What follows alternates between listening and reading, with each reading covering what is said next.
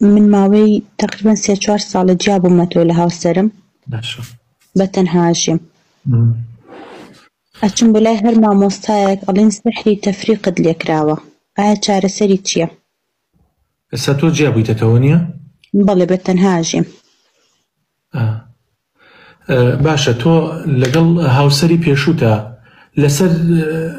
لەسەر مەسەلەی سەحر جیاوە بوویت؟ بەڵێ. باش بەهانی پرسیارت لێ بکەم زانم ئایا بزەبت ئەوە بووە تۆ سەحرت لێکرابوو یا خێزانەکەت؟ من خۆم هەر لەناو ماڵەکەی خۆمان لەناو کاونتەرەکە دۆزیمانەوە. باشە کچەکەم کاتی هاوسەرەکەت ئەبینی هاوسەری پێشووت ئەبینی چۆنە هاتە پێش چاوت؟ دەموچاویت ئەگۆڕە؟ بەڵێ. چی دەموچاوی چی لێ هات؟ هەمیشە ڕەش بوو لە بەرچاوم، هیچ کاتێ خۆشم ناویست.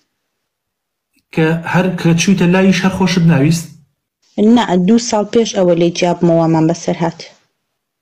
یعنی لە کتوپڕێکە وات لێ هات کە خۆشت نەوێ یان کێشەیەکی کۆمەڵایەتی هات خیانەتی لێت کرد بۆ نمونە یان هەستە کرد ئەم کەسە خۆشتی ناوێت یعنی بە هۆکاری کێشەیەکەوە بوو؟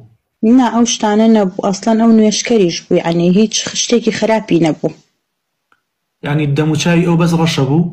هەر ڕەش ئەبوو لە بەرچاوم کە لە دەرەوە بوو عیبمان نەبوو هاتە ماڵەوە ئیتر هەموو شتێک ئەگۆڕا. باشە کاتێک گوێت لە قورئانەگرت هەستت بە چیە کرد؟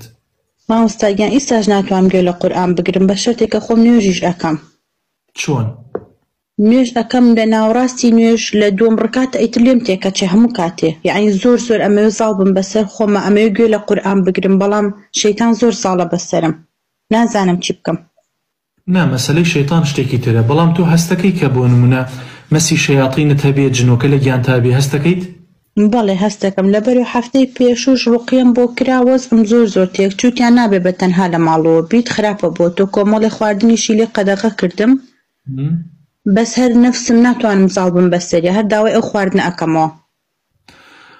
ئەگەر وابێ ئەبێ ڕوقەی شەرعی بۆ خۆت بکەیت لای مامۆستایەک بە چەند جەلسەیەک مامۆستایەکی لە خواترس دەرمانوشتە پێ نەفرۆشێت ڕزگارت کا لەو مەسی شەیاطینە و لەو سەحرە ڕزگارت کا بۆی تۆش بتوانی بچیتە ڕێگەی خۆت.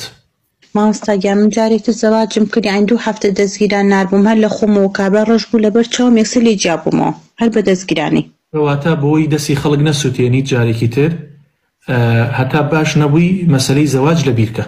باشە کچی خۆم مامۆستاگیان زۆر سوپاس دەکەم. خۆت سەربەرزت کا خوشکەکەم خۆی گەورە شیفات دا یا ڕەبی. سەلام عەلیکم.